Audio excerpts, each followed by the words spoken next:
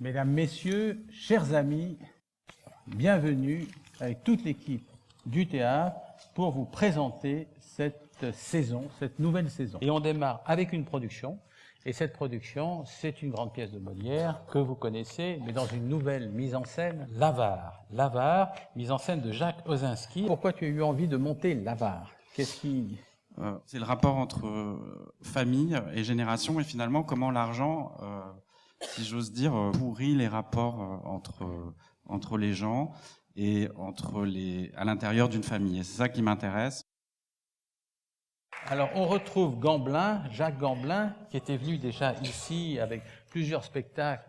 On connaît, on aime évidemment ce comédien. Il aime le jazz. Je bugle le lundi, le contrebasse le mardi, mercredi je batterie, piano je jeudi, vibrato vendredi, je saxo le samedi, je saxo le samedi. Comme un pommier au milieu des arbres de la forêt, tel est mon bien-aimé parmi les jeunes hommes. J'ai désiré m'asseoir à son ombre, et son fruit est doux à mon palais. Voilà, donc Cantique des Cantiques. Avec à Boulagra, mise en scène Michael Serres. Jean-Luc Tingot, qui est avec nous, chef d'orchestre. C'est très important aussi pour les musiciens, il faut que vous le sachiez, que de sentir combien la musique est reçue et vraiment écoutée.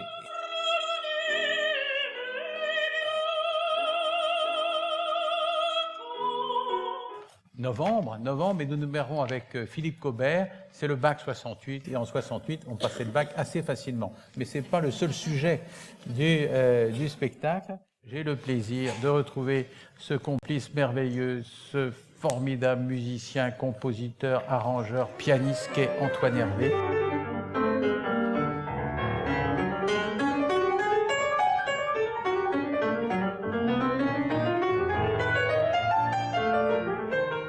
Alors, il s'agit de Georges Gershwin. Georges Gershwin est mort très très vite, passé la trentaine, alors que c'était quelqu'un qui était absolument génialissime. Il a écrit, vous savez, le concerto en fa, la Rhapsody in blues. Le faiseur de Balzac était au répertoire du Théâtre National Populaire, Villard l'a donné. Quel que soit le théâtre, que ce soit un grand théâtre ici, magnifique, ou qu'on aille jouer sous chapiteau, sur une place de village, dans un gymnase, ça sera exactement la même chose, puisque les éclairages, le décor est exactement le même, il n'y a pas besoin de perches, il n'y a pas besoin de projo et tout ça, tout est à même le sol. Voilà, c'était une volonté de Robin que quel que soit le lieu où on joue le spectacle, le public voit la même chose. Nous retrouvons les Seegers. Alors les Seegers, elles sont, c'est quatre filles absolument formidables, 4 chanteuses, accompagnées par 2 musiciens, et c'est vraiment le music hall, déjanté. Elles sont formidables, elles ont beaucoup de succès, elles inventent un nouveau spectacle, elles sont avec nous.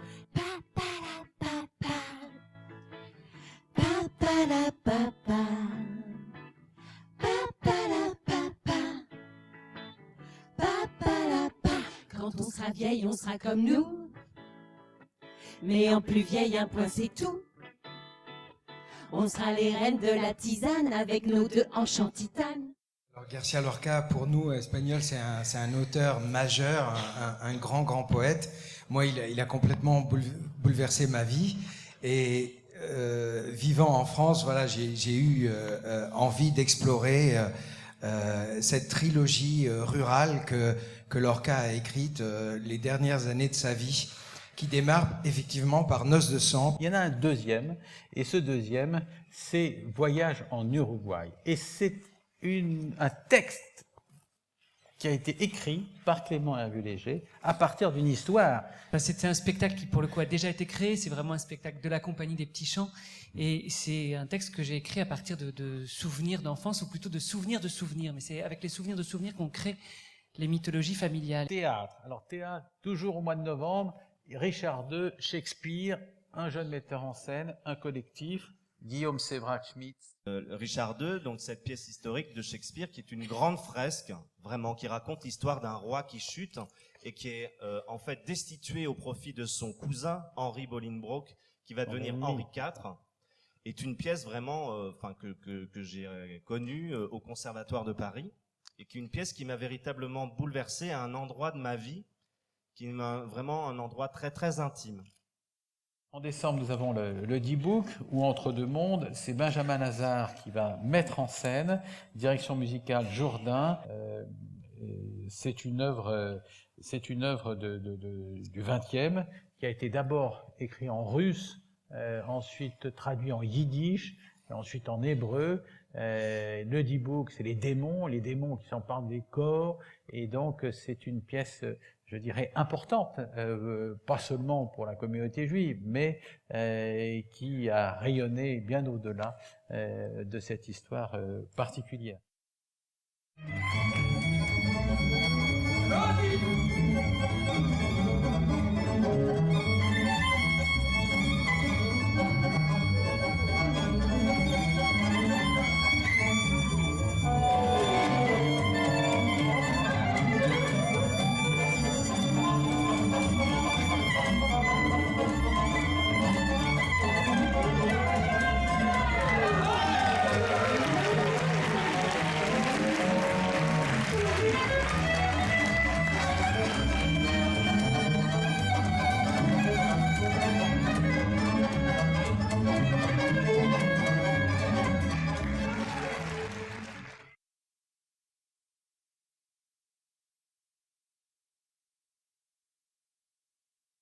Street Dance Club, ma nouvelle création pour le festival, sera une pièce dynamique. Mon point de référence sera celui de la boîte de nuit, le Cotton Club de Harlem, durant les années 20. Ceci afin d'examiner comment le jazz et le hip-hop ont été utilisés pour amener des changements sociaux, l'unification des peuples et de les revaloriser au travers de l'art.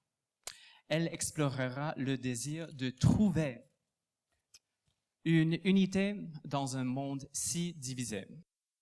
Alors nous avons deux programmes, Cités-Danse Connexion, qui donnent, évidemment, qui accompagnent les jeunes talents, et des talents déjà confirmés, puisque Jeanne Gallois est là. Donc un duo avec Raphaël Smadja, qui est un danseur dont l'univers technique et esthétique est très proche du mien. Et il s'avérait évident qu'on crée ensemble une chose. Donc j'ai voulu lancer l'initiative et proposer à Olivier du coup cette nouvelle création pour le Festival de Suresnes. Ça sera donc une première. C'est vraiment une tentative de mélanger le théâtre, le clown, le hip-hop, la musique live, et de faire ça tous ensemble, c'est-à-dire de pas cantonner les danseurs dans la danse et moi qu'est-ce que je fais moi. Et ça s'appelle Un flux tendu. Voilà, ouais.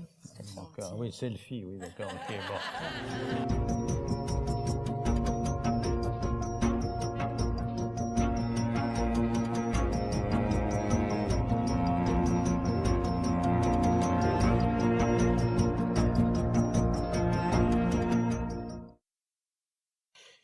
Deuxième programme Cités-Danse Connexion, c'est Nawal Lagra avec 8 danseuses, et puis Laos qui a un duo avec un saxophoniste. Et puis, on va retrouver Mathilda May, qui avait donné cet open space avec tant de succès. Mathilda. On s'est parlé avec Olivier, on est tous les deux très fans du talent, je crois. On partage ça. A créé un style à lui parce il a un handicap.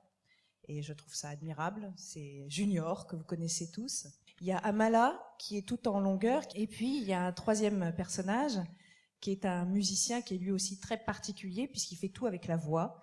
Et c'est une sorte de multi-instrumentiste par la voix, par les sons. C'est un des beatboxers les plus connus. C'est la star des beatboxers français. Il s'appelle Sly Johnson. Il vient d'un groupe qui s'appelle le Science Super Crew. C'est quand même aussi, là encore, l'histoire d'une jeune fille qui doit se marier avec ce fameux monsieur de Pourceaugnac, qui est un gentilhomme limougeot. Elle n'a pas du tout envie de ça, et son amoureux, Eraste, va payer un homme d'intrigue, Brigani, et la servante de Julie, pour perdre monsieur de Pourceaugnac dans Paris. Voilà. C'est une histoire à la fois très drôle, mais très, très noire, très violente. On retrouve tous les grands thèmes molièresques. Et puis évidemment, c'est une grande, grande chance pour nous de le faire avec les Arts Florissants et William Christie. Et c'est Gilles Privat qui va jouer Monsieur de Pourceaugnac. Voilà. Nous avons Accentus, Laurence Equilbé. Là, la direction, c'est Christophe Grappon, mais c'est l'excellence du chœur pour faire entendre, accompagné par un petit ensemble instrumental, musical, la petite messe solennelle de Rossini. On retrouve régulièrement des rendez-vous avec le cirque. Là, c'est les Rois Vagabonds. Ils sont absolument irrésistibles, ces deux-là.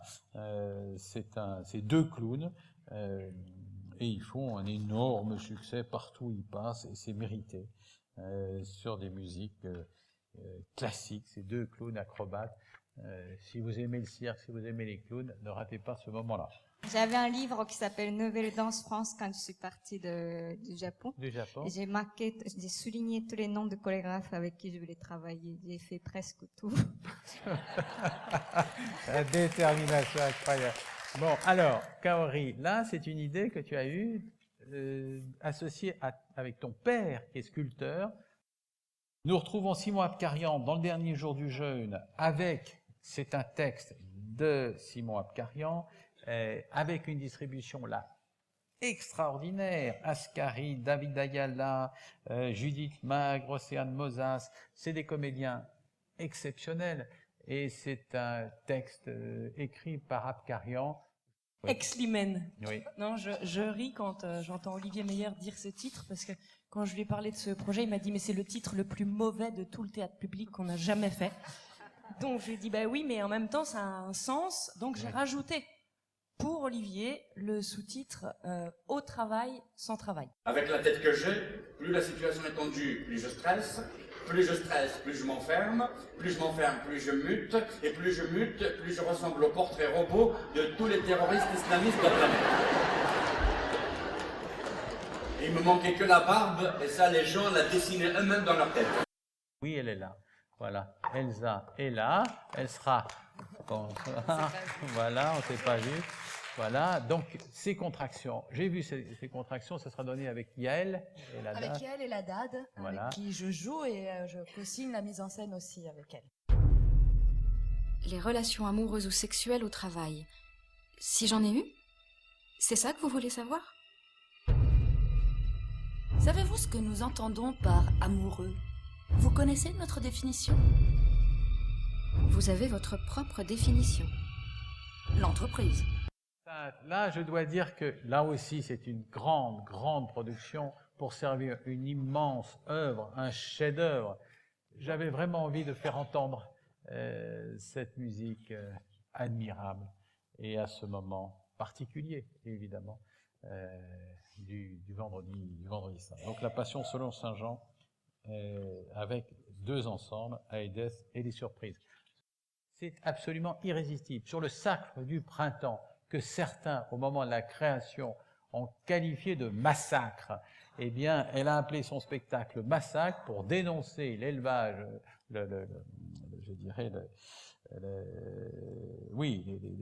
les animaux qui sont victimes de l'élevage industriel, les poulets, très bien, et elle nous fait vivre ça à travers la danse, sur cette musique du sacre du printemps, incroyable. C'est d'une efficacité, d'une drôlerie incroyable. Dans le cadre de Chorus, nous trouvons Jeanne Chéral, chanteuse en solo, piano, voix.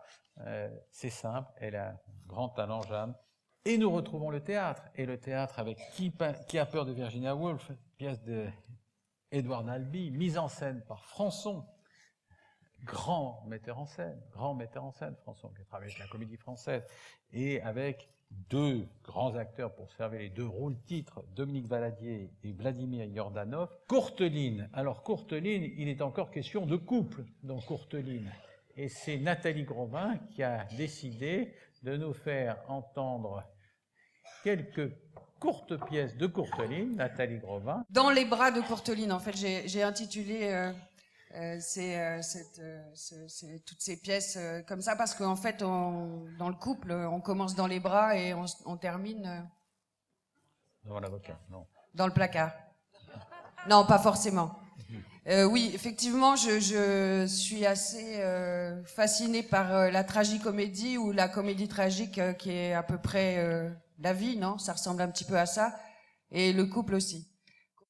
C'est pas vraiment des histoires de couple constituées et installées, c'est Don Juan, c'est Molière. Pour faire entendre la modernité de cette grand chef-d'œuvre de Molière, voilà, c'est Florent Guyot qui jouera Don Juan, et 11 comédiens, voilà. Anne Coutureau était là, elle a du talent, c'est une metteur en scène qui a envie de monter cette pièce. C'est un rendez-vous auquel je suis assez attaché parce que la proposition m'a bouleversé quand je l'ai vu au Vieux Colombier avec Coralie Zaonero, sociétaire de la Comédie Française. C'était très très très touchant d'entendre ces textes de cette femme qui s'est prostituée pendant 30 ans en Suisse. Elle a écrit des choses très belles, très fortes, et qui nous touchent infiniment. Et c'est Coralie qui renvoie aussi à la misère masculine, évidemment. Et elle a vécu cette vie et écrit des choses. Nous terminons avec le cirque, avec Confidence. Confidence, c'est deux artistes de cirque, c'est Vincent Gomez et Laurent Paretti, plus un musicien. Et je vais rajouter dans ce programme très probablement une autre proposition de cirque. Ce sont des artistes merveilleux qui se connaissent depuis longtemps et donc qui ont voulu monter un spectacle de cirque à travers la complicité et leur maîtrise technique magnifique. Voilà, c'est pas encore créé, mais là aussi, je pense qu'on peut tout à fait leur faire confiance pour faire vivre cette proposition de cirque.